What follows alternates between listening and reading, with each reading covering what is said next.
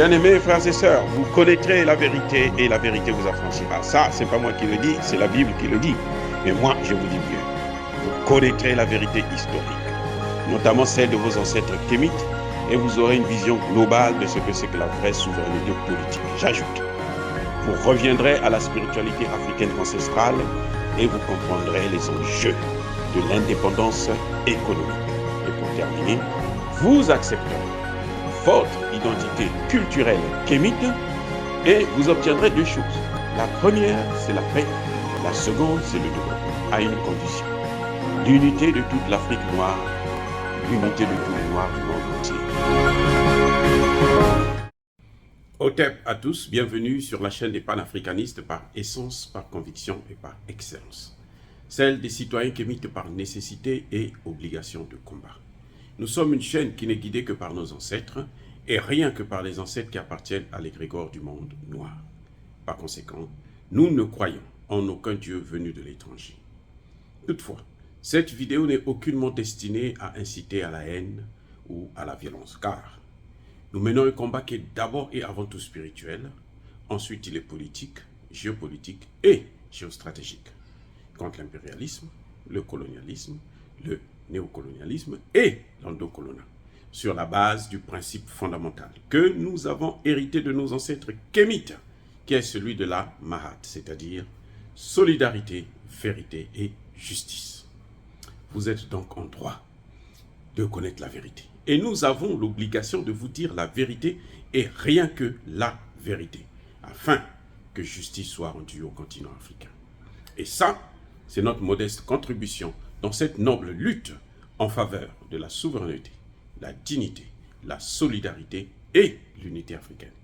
Et ça, c'est ce qu'on appelle le panafricanisme.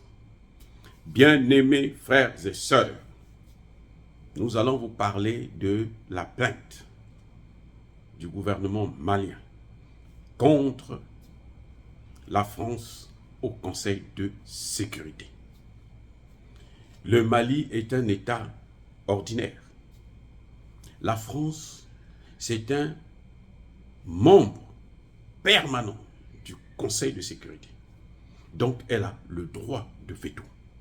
Elle peut paralyser le système des Nations Unies. Aujourd'hui, la France est au banc des accusés. Eh oui, bien-aimés frères et sœurs. Mais, est-ce que cette plainte peut aboutir à quelque chose? En fait, à pas grand-chose. Il ne faut pas se leurrer. Parce que les Nations Unies, c'est le bras armé, c'est,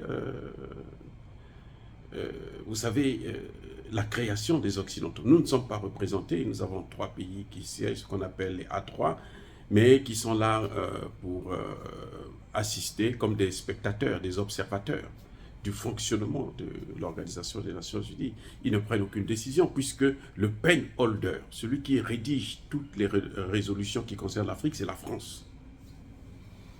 La résolution ou les résolutions qui ont mis en place la mission des Nations Unies au Mali, au Centrafrique, en RDC, ce sont les Français qui ont préparé ça. Et aujourd'hui, on se rend compte que, mais ce sont des criminels, ce sont des terroristes. Un État terroriste au Conseil de sécurité, c'est grave. Eh oui. Vous voyez, les Français n'arrivent pas à répondre. Ils vous disent, ils vous prennent ils veulent passer par l'émotion. Or, vous n'avez pas du souci des 59 soldats français qui sont morts au Sahel. Ils ne sont pas morts pour nous. Ils sont morts pour ce que vous êtes en train de faire, le pompier pyromane. Le Sahel, la crise du Sahel, c'est la France. Avec ses alliés, bien entendu. Mais c'est la France qui tenait mordicus, qu'il faut détruire la Libye, il faut tuer Kadhafi. Nicolas Sarkozy est encore vivant. Il n'a jamais été jugé ni inquiété. Bernard-Henri Lévy est encore là. Il n'a jamais été jugé ni inquiété. C'était le cerveau penseur du crime organisé par les pays de l'OTAN et notamment par la France. Mais non, tout est connu. La France veut se fier, se baser sur le fait qu'elle a perdu quelques soldats. Je vous ai déjà dit, les États-Unis en 8 ans au Vietnam ont perdu plus de 180 000 militaires. La France en 9 ans a perdu 59. La France vous dit on a tué 40 chefs terroristes. Parmi les 40, on n'en a jamais vu. On n'a jamais vu les cadavres. Et le terrorisme ne cesse de s'aggraver, la situation ne cesse de envahir pratiquement tout le Sahel. C'est la France qui est derrière. Et le Mali a des preuves. La France ne veut pas que le Mali puisse donner ses preuves. Le Mali a des preuves.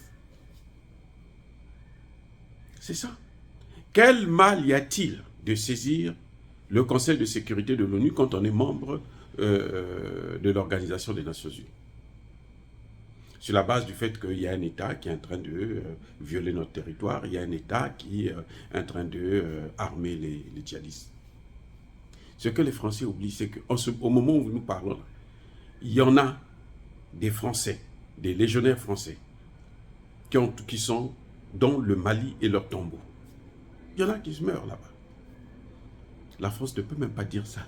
Parce que si le Mali apporte des preuves, là, ça va être un scandale. Et oui, c'est la honte pour un pays qui détient le droit de veto, pour un pays que nous nourrissons, qui nous appauvrit certes, mais nous nourrissons les Français. Nous, on nourrit la France là. Ce que vous entendez aide au développement là, c'est le contraire en fait. C'est nous qui aidons la France à survivre, à se maintenir au rang de puissance. C'est nous. Donc, je voudrais dire aux Africains qu'on ne se leurre pas. L'avantage, c'est que là, nous avons, devant le monde entier, là, nous avons montré que la France, c'est un État terroriste. Qu'il y ait réunion du Conseil de sécurité ou pas, on a déjà réussi le coup. C'est la première fois qu'un État africain, dans le précaré français, une ancienne colonie ou une colonie française, s'attaque à son maître devant une instance supérieure, que le maître dirige d'ailleurs, puisque les missions des Nations Unies, ce sont des Français qui gèrent ça. Donc ça, c'est une victoire. Déjà là, c'est une victoire. Deuxième victoire, c'est que le Mali peut maintenant détruire un avion militaire français qui survole son territoire. Eh oui, le Mali en a le droit. Eh oui. Troisième victoire, la France ne peut plus justifier son retour au Mali, à moins qu'on trouve encore d'autres voyous, dirigeants voyous, qui vont venir à la place de Goïta pour aller encore rappeler les Français pour les amener. Mais le grand problème, c'est qu'ils auront affaire au peuple malien, au peuple africain. Comme d'ailleurs, on le voit au Sénégal, en Côte d'Ivoire, au Niger, au Burkina, partout, dans le précaré français, les populations là ne veulent plus entendre parler de la France. Même au Congo démocratique, on n'en veut plus. Au Congo démocratique, là, on n'en veut plus. Donc, voyez-vous, c'est un grand avantage. Nous saluons le courage du gouvernement malien, et notamment du ministre des Affaires étrangères, Abdoulaye Diop, d'avoir diligenté cette procédure. Nous saluons cela, c'est vraiment, il nous a honorés, il nous a rendu service, il nous a donné de la valeur, il nous a donné de l'importance. On peut maintenant dire que nous aussi, nous pouvons revendiquer une souveraineté. Parce que le fait de porter plainte, c'est un acte de souveraineté. Ça ne se faisait pas avant. C'est la France qui nous représentait au Conseil de sécurité. C'est la France qui nous représentait aux Nations Unies, malgré le fait qu'il y a 3 membres non permanents africains qui siègent au Conseil de sécurité, mais c'est la France quand même qui vient parler en notre nom. C'est la France qui vient décider de ce qu'il faut faire. C'est la France qui guide le Conseil de sécurité de l'ONU de ce qu'il faut faire en Afrique. Cette fois-ci, la France n'a plus la parole. Vous savez, le Mali avait déjà réussi à demander à ce que la France ne puisse pas faire partie de la mission des Nations Unies au Mali, notamment pour assurer la protection aérienne de la mission. Le Mali avait gagné ça. Ils n'ont pas pu faire partir la mission, certes, mais ils avaient gagné quand même au moins une partie de cette mission. Et en faisant ce qu'ils ont fait, en portant plainte contre la France, ils ont posé un acte de souveraineté. Le Mali a dit « je suis souverain ». Vous savez, la souveraineté, ce n'est pas quelque chose qu'on met sur un papier. C'est quelque chose qu'on exerce. C'est un pouvoir qu'on exerce. Tous les États africains ont ce pouvoir-là, mais ils ne l'exercent pas. C'est vrai, c'est bien beau d'accuser la France, mais quand même, nous devons prendre le courage, avoir le courage, la force d'exercer notre souveraineté pour que nous puissions exister en tant qu'État, en tant que nation. Voilà l'avantage de cette plainte. Voilà ce que nous attendons. Nous avons déjà gagné, nous avons déjà eu ce que nous attendions. Le Mali a affirmé sa souveraineté au niveau international. Le Mali a affirmé sa souveraineté militaire, sécuritaire. Maintenant, nous attendons la souveraineté financière. Et ça, je suis sûr que ça va arriver. Maintenant, nous attendons aussi la souveraineté territoriale pour que les forces, les casques bleus puissent quitter aussi le territoire malien. C'est ça notre prochain défi, ou ce sont ceux-là, les défis que nous avons à relever dans les jours, les semaines ou les mois qui suivent. Pour que l'année prochaine, que cette mission-là puisse disparaître du Mali. Dire cela, c'est inciter à la haine ou à la violence, non. Il y a bas colère, il y a malheur. En tout cas, nous avons gagné. Le fait d'avoir porté la plainte, l'Afrique a gagné, le Mali est vainqueur de cette guerre entre la France et le Mali. Parce que la France aujourd'hui a peur, elle a peur que le Mali puisse donner les preuves au niveau du Conseil de sécurité. Mais ces preuves-là, même si le Mali, il n'y a pas eu réunion, nous les avons déjà, nous les connaissons. Je vous ai dit, il y a beaucoup de Français qui meurent parmi ces djihadistes-là. Beaucoup de Français.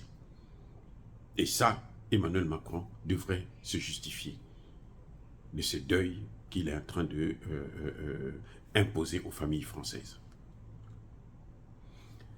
Pour l'instant, soyez bénis par le Dieu de Kémit, j'ai dit et j'assume.